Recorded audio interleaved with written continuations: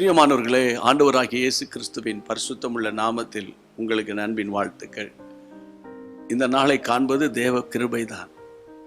அனுதினமும் கர்த்தரோடு நடப்பது, அதே போல ஒரு பாக்கியம் இந்த பூமியில் நமக்கு வேற என்ன உண்டு?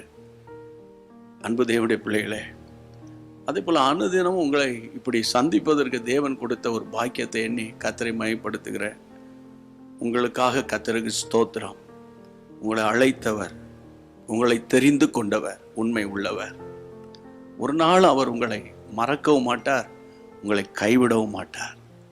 யாக்கோபின் தேவன் உங்களுக்கு உயர்ந்த அடைக்கலம். இன்றைக்கு அவர் உங்களுக்கு கொடுக்கிற ஒரு வார்த்தையை வேதத்தில் பார்ப்போமா? சங்கீதம் 39:3.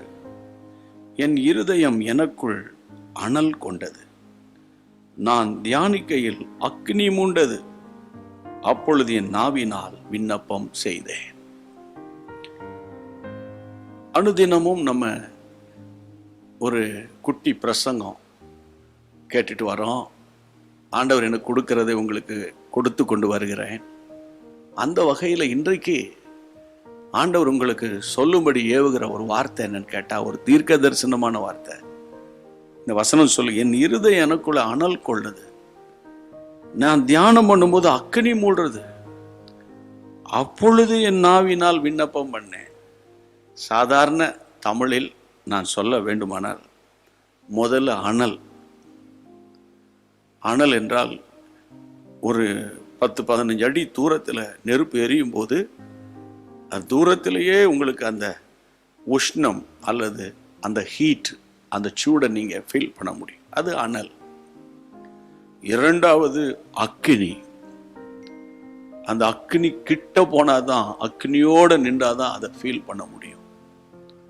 இங்கே வேதம் சொல்லுகிற, தாவீது சொல்லுகிறார், என் இருதயத்தில் ஒரு அனல் கொண்டது.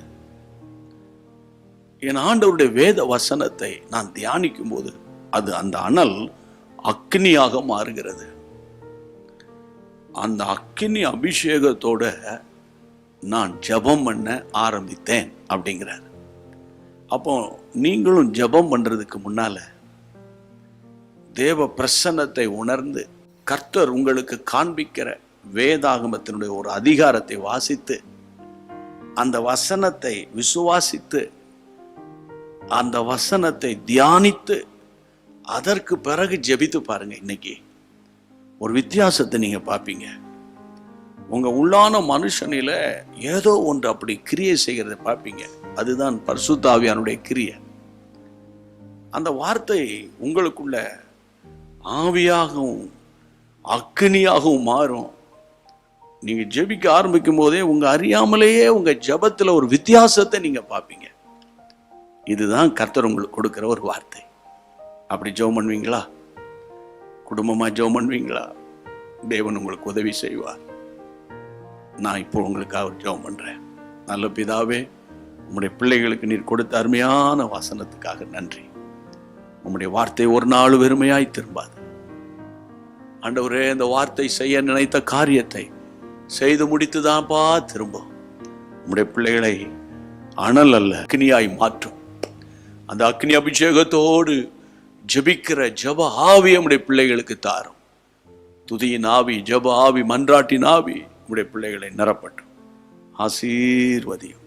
ஜெபத்தை கேட்ட தேவனுக்கு ஸ்தோத்திரம், ஸ்தோத்திரம், ஸ்தோத்திரம்.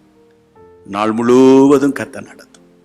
இயேசுவின் நாமத்தில் ஜெபம் கேளும் பிதாவே, ஆமென். கர்த்தருடைய கரம் உங்களோடு இருக்கும். தேவ பலன் உங்களை தாங்கும். கர்த்தருக்குள்ளே தைரியமாயிருங்க. கர்த்தர் சித்தமானால் மீண்டும் சந்திப்போம்.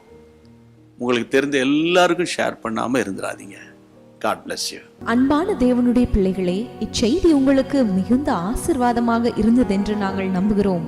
தொடர்ந்து எங்கள் செய்திகளை கேட்டு கர்த்தருக்குள் ஆசீர்வதிக்கப்பட ஜீசஸ் மீட்ஸ் மினிஸ்ட்ரீஸ் என்கிற எங்கள் யூடியூப் சேனலை சப்ஸ்கிரைப் செய்யுங்கள்.